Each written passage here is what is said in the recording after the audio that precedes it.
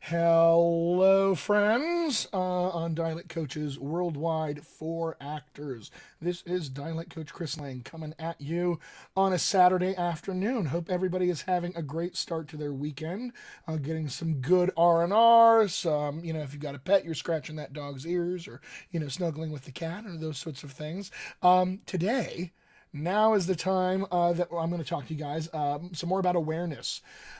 You've heard from my wonderful colleagues this week on our page here. You've heard from Pamela, Jack, Adam, and Eliza. We've all been talking about awareness this week. And I get to go last this week because we introduced everything on Tuesday. I'll usually be going on Tuesday myself, so you'll get to see me again on Tuesday next. But I have a unique opportunity here of, because I'm going last this week, to kind of dovetail what I'm going to talk about today into how we're going to start next week. So next week is going to be about flexibility and mechanics, which will build off wonderfully this week's topic, which is awareness. I'm just looking at some folks who have joined us on our live. Just want to say hey to Christopher Lyons out there. Thanks for watching. I see Elena and Anna, you're both joining the video here. Good to see you guys both as well. Feel free, by the way, to pop any questions that you guys have throughout this thing into the comments down below. I'll do my best to answer them. I will be doing a Q&A when I'm done with my my little spiel today, so we can talk then. But any questions you have, pop them in immediately, and if I don't answer them right away, I'll make sure to get to them as soon as I get to my Q&A then. So, like I was saying, I get to dovetail into what next week's topic is, which is all about flexibility and mechanics. And you'll notice that there's a lot of awesome overlap in these topics. The reason this is so, and if you go back, by the way, and watch Pamela's live video from earlier this week, she talks exactly about this thing and takes you through the process of sort of step by step why we're doing this weekly kind of thematic setup here. Because this work all builds off of itself as a foundation is laid. Awareness is key first, and then beyond that, now we have flexibility and mechanics that we'll be moving into. And then beyond that, it's going to be flow and coordination, and then accent integration after that, and so on, and so on, and so on. So these things are all going to build off of one another. So today, as I talk about awareness, I'm going to talk a lot about what stuff feels like, an awareness of what we can actually feel, and how maybe we want to describe those feelings for ourselves. The awareness of what our vocal anatomy and our voice feel like in particular are going to be important to accent work. I think for obvious reasons, but how we describe what those sensations are that we're feeling are actually, I think, just as important and nuanced and detailed for us as we go through accent work as anything else we do. Because, the words we use to describe sensations, the words we use to describe experiences that we're having, kind of frame our perceptions of the larger experience as a whole. Put it this way, on another context, positive self-talk is a big part of, I think, our work as actors and in art. And you should never underestimate, by the way, the power of positive self-talk to get something done. So, for instance, if you were struggling with an exercise or piece of awareness of any sort, I'm always going to recommend that you frame that statement that I'm struggling with this or I can't do this thing. I'm always going to recommend you frame it as, I presently struggle with this thing. I'm presently struggling with it. Or, I can't do it yet. So the words that we use to describe when we get back to awareness here for a second, the words that we're going to use to describe awareness and the sensations that we're feeling and the experiences that we're having, those are going to frame our experiences moving forward at every subsequent step. And so I think it's useful to start kind of getting curious about how do I even describe what my voice feels like?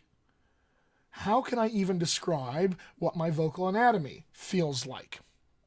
What does it feel like to me today? And what does it feel like me tomorrow? And what does it feel like to me, a week from now? Those all might be different. They might be the same, but it's a wonderful opportunity for us to be curious about these things. Curiosity, wonder, exploration. That's the direction we're headed in.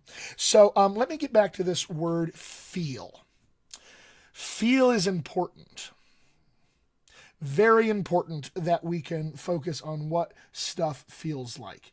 And this is because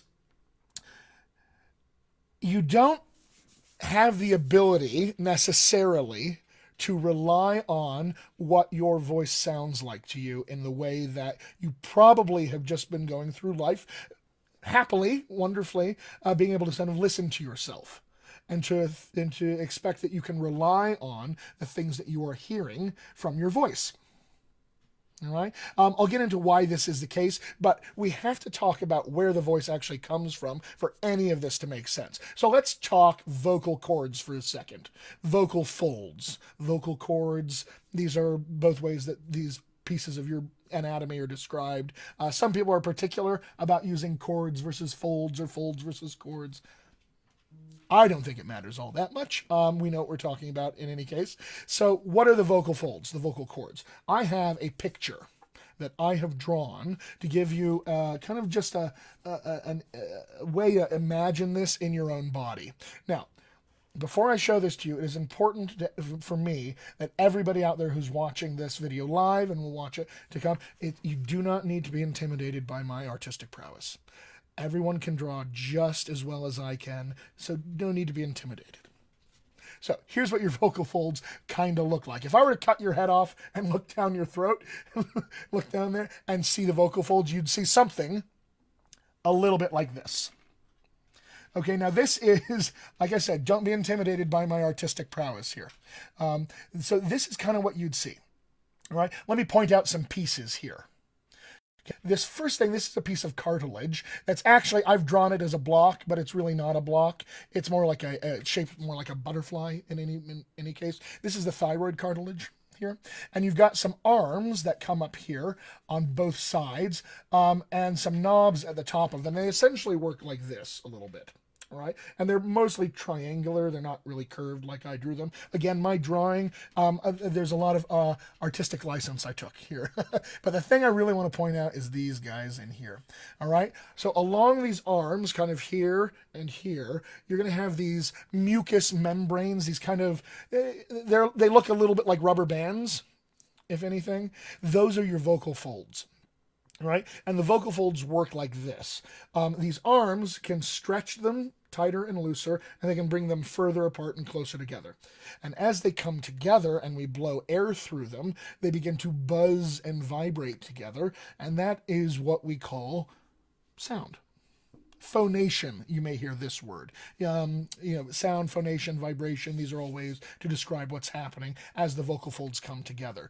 It's a little bit like a reeded instrument, like a clarinet maybe, or a saxophone, when you blow air through the reed and it begins to vibrate against the actual body of the clarinet mouth or the saxophone mouth. That's what creates that sound. My favorite analogy for this is probably, if you guys are like me, and I like to be silly and play around every once in a while.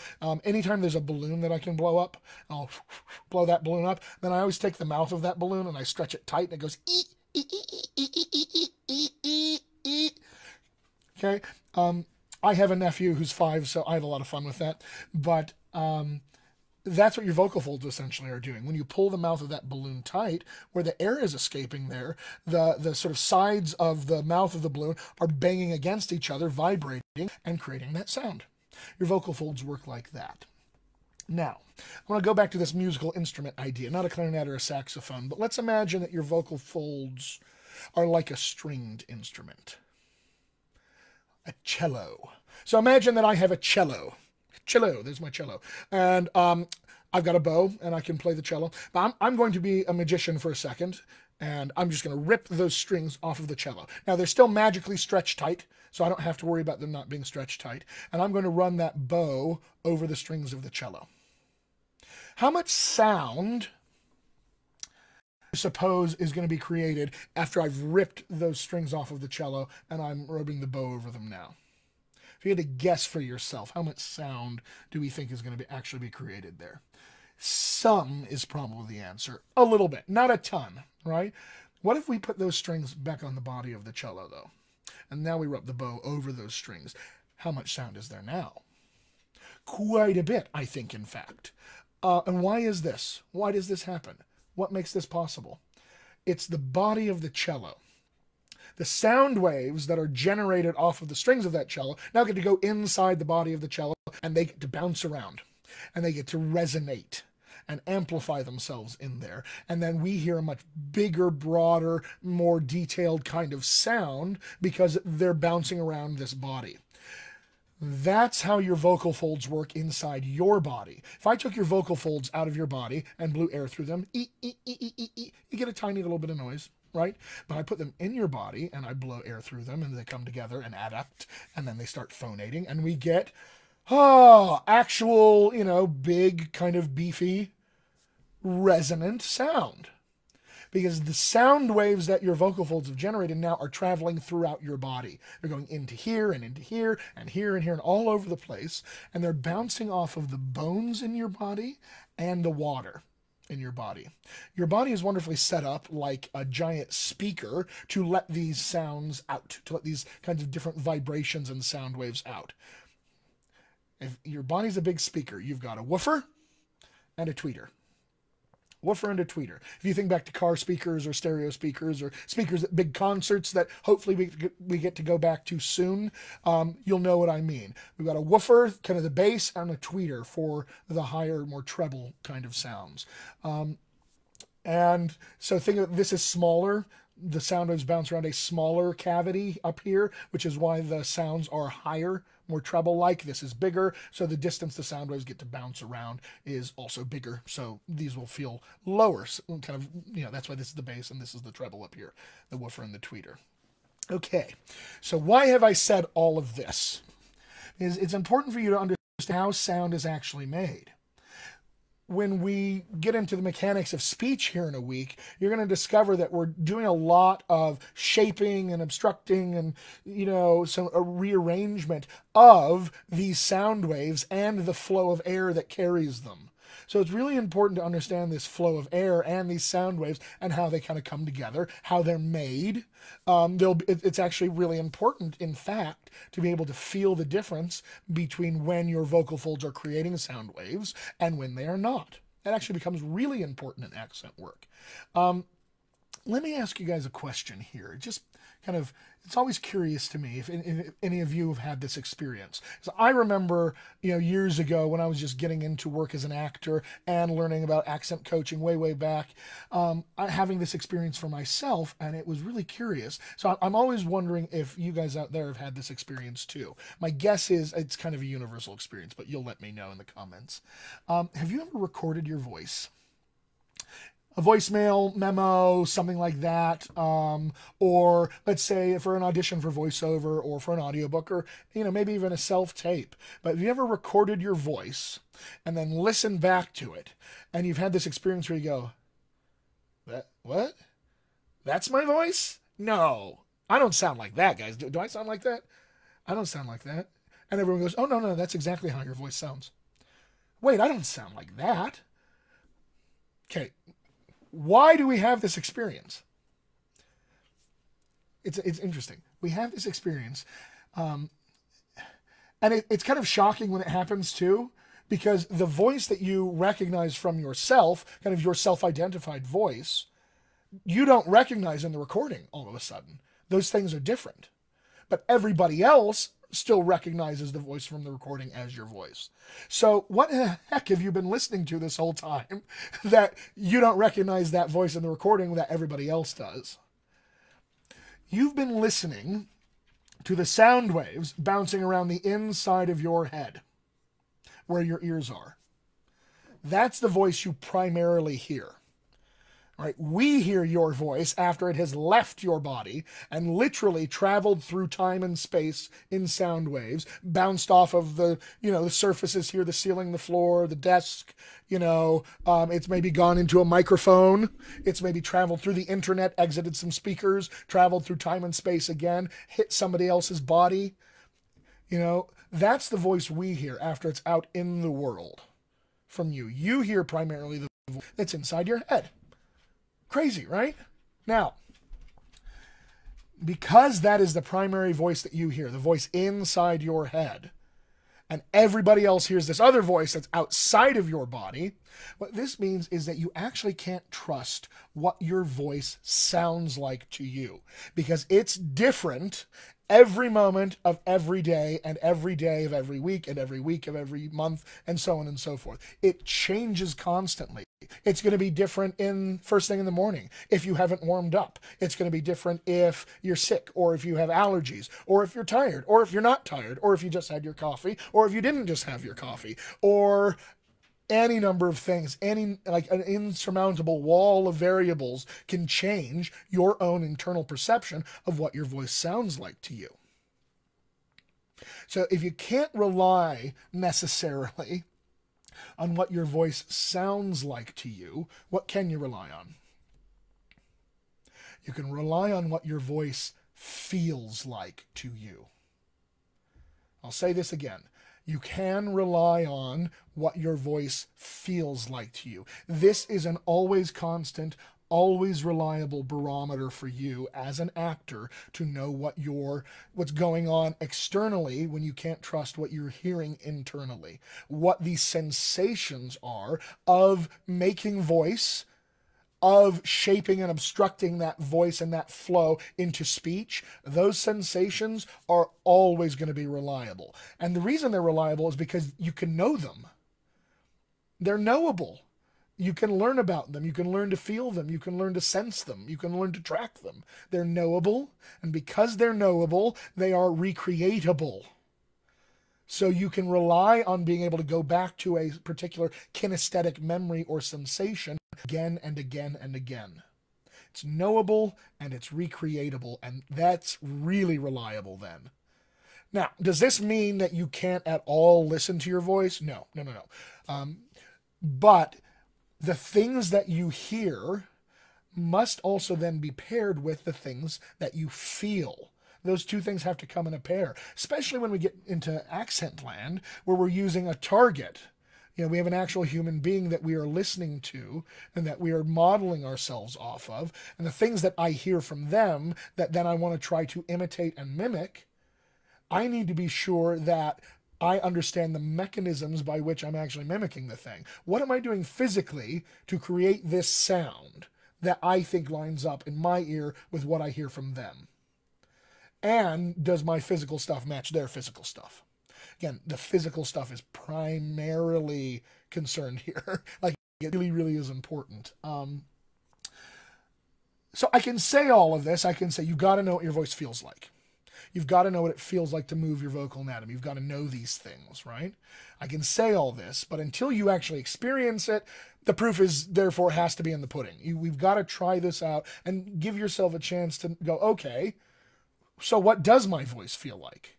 And how can I describe it so that it's useful for me? So let's do a quick exploration here. What does the voice feel like? All right. So just kind of sit in a, if you're sitting in a chair, which I assume you probably are, go ahead and see if you can find a nice, long, easy spine.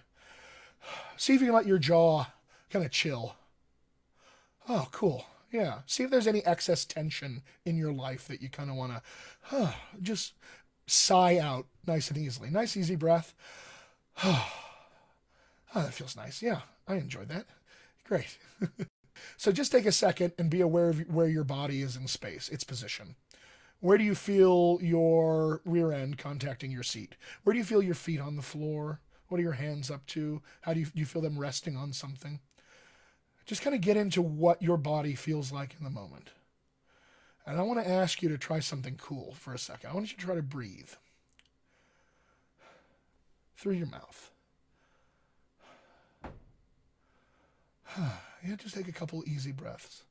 Let's just see if you can ask air to come in through your mouth and your nose at the same time. See what that's like. See if you can make that happen. It's usually about 80, 20, 90, 10, something like that, but mostly through your mouth. But, some through your nose for sure. Did you have to release anything, any musculature to make that happen, to ask that to happen, allow it to happen? Get real curious about that sensation. And then nice and easily, just let an easy sigh. Good. Let's do it again. So you've just created sound waves that exited your body. Wonderful. Wonderful. Where do you feel those sound waves? Where do you feel some kind of sensation? For me, my first thing is I feel something here on my chest. So go ahead and put your hand on your chest real quick.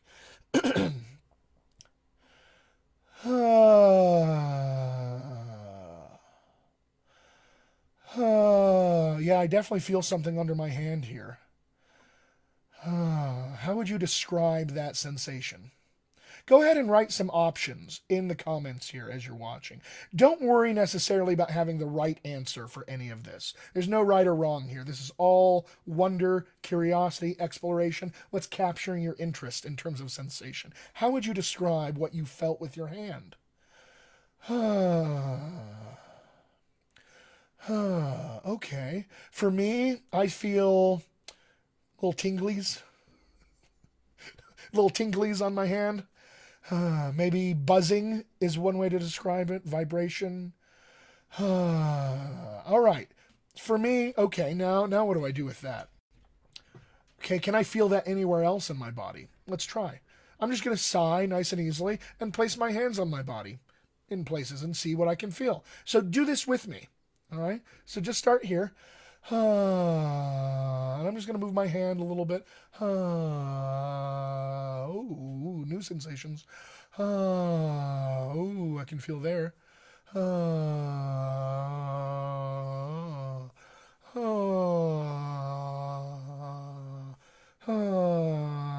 Ooh, something cool happened. Put your hands over your ears and make a little vibration like that. What you hear changes drastically just by doing that, but you can feel it on your hands.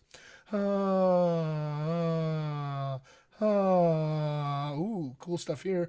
What about shoulders? Anything on the arms, maybe? Back of the chest. Ooh, cool stuff in the back. Ha ha ha ha. Ooh, all the way down to my lower back even. Check out your hips. Thighs maybe, anything there? Maybe your belly.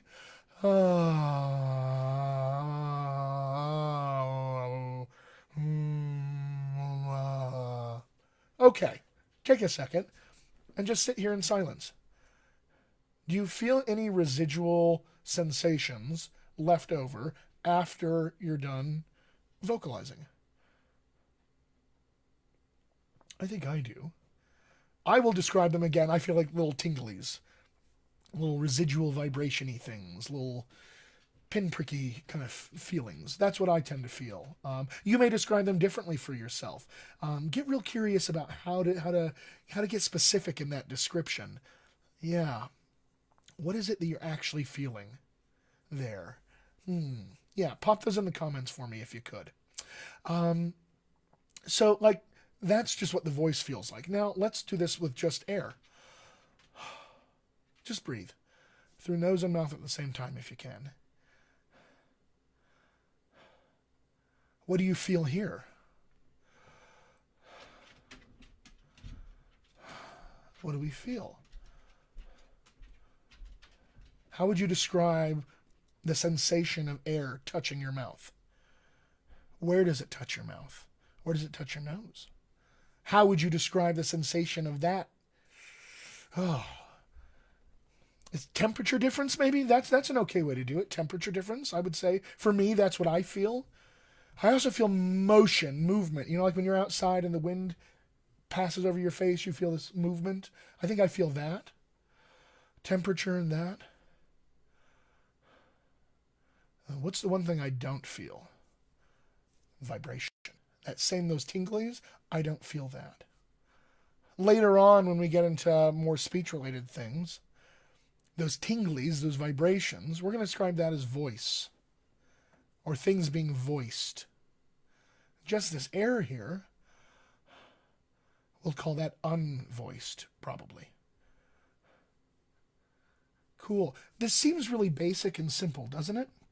Yeah, because it's not all that complex. It's a pretty easy distinction at the end of the day, I think. What does it feel like when we have vibration? What does it feel like when it's just airflow? It's a pretty easy distinction, but the experience of it is everything. The experience of feeling those vibrations versus not, especially in the flow of speech, that can often be pretty confusing sometimes, a little disconcerting in a lot of ways, occasionally. But so I just want to leave you with this. Okay, what does it feel like to make voice? And what does it feel like to just have a flow of air? And how would you describe those things? Later on this coming week, we're going to get into this stuff, your mouth parts, your vocal anatomy, your vocal tract. We'll talk a lot about what it feels like to use those things. I know my colleagues have discussed some stuff in terms of soft palate, the velum, these kinds of things. Hey, there's an awareness of a noise in my room here too. But my colleagues have discussed some vocal anatomy stuff, and we'll dive deeper into that in the coming week for sure. But for now, just sort of ease yourself into the warm bath of awareness. What does it feel like? Without any pressure of having to get it right or to describe it in the right ways, what does that feel like? Because ultimately you have to come up with the ways of describing this and talking about it for yourself and for your accent coach. Your accent coach is going to have a lot of vocabulary, but ultimately you are the one who's doing the accent for the acting. So you need to have the ability to, talk about this and describe it for yourself. So you can, again, feel if stuff is happening, because you can't listen to it necessarily only. We have to feel these things. Okay. I've said the word feel a lot because it's important, by the way. That's why I say feel so much. All right. I'd love to open it up to a Q&A if I can. So if you guys have any questions, now is the time to kind of pop them into the chat. I will be monitoring this post for all time, forever. Probably not forever, but for a long time. So if you're watching this after it's been done live, put your question in there because I'll circle back. I'd love to answer your questions and engage with you in these ways. So in terms of now that I've said question, I have a question that always gets asked in terms of when I have this conversation with clients. So how do we pair our awareness of what we feel with the thing we hear? How do I actually do that? One of the best ways that I can recommend to start to kind of pair those two worlds together, especially if up until now you spent most of your time listening to yourself exclusively and not necessarily feeling what you're doing while creating sound and shapes. One of the best things to do is to watch other people talk and notice what physically they are doing to shape the flow of air or air and sound, to obstruct it, shape it, all those sorts of things. If you can see it in somebody else, it's often easier than to see it in yourself. You can do this watching TV, watching movies, Netflix, things like that. If you have the luxury of being around somebody that you live with, this is also a great time to watch how they move all this, so that you can say, oh, that's what it feels like when I move X, Y, and Z, or that's what it feels like when I make sound or just air. Those kinds of things. So some practical tips to actually do this in the real world, I think is useful. So I'm not seeing any questions, so I'll just wrap it up here now. And again, if you do have questions later on, put them in the comments. I'll circle back to them. But I just want to give a big shout out to my colleagues from Dialect Coaches Worldwide. These people are rock stars. So thank you, Pamela Vanderway. Thank you, Adam Michael Rhodes. Thanks, Jack Wallace. Thank you very much, Eliza Simpson. I'm happy to be here with all you guys doing this, this wonderful work. It's a lot of fun. So for next week, just a reminder, we are going to be here Tuesday through Saturday, hopefully, fingers crossed, 11 a.m. Pacific time, technology willing. And I will be here on Tuesday at that time, and we're going to start talking about flexibility and mechanics. Wednesday's going to be Pamela Vanderway. Thursday, Jack Wallace will be here. Friday will be Adam Michael Rose. He's going to be rocking the hizzy. That's right, I said it. And then Saturday, Eliza Simpson will be here, changing the world one accent at a time. If you guys have any additional questions for me, like I said, post them in the comments, or you can find me on my website, which is www.dialectcoachchrislang.com, or you can visit www.dialectcoaches.com and use the contact form there. Either of those is just fine. So I just want to wish you guys a wonderful weekend again. Happy Saturday. Ease yourself into the warm bath of awareness in the next day or so. And I will see you guys on Tuesday. Ciao.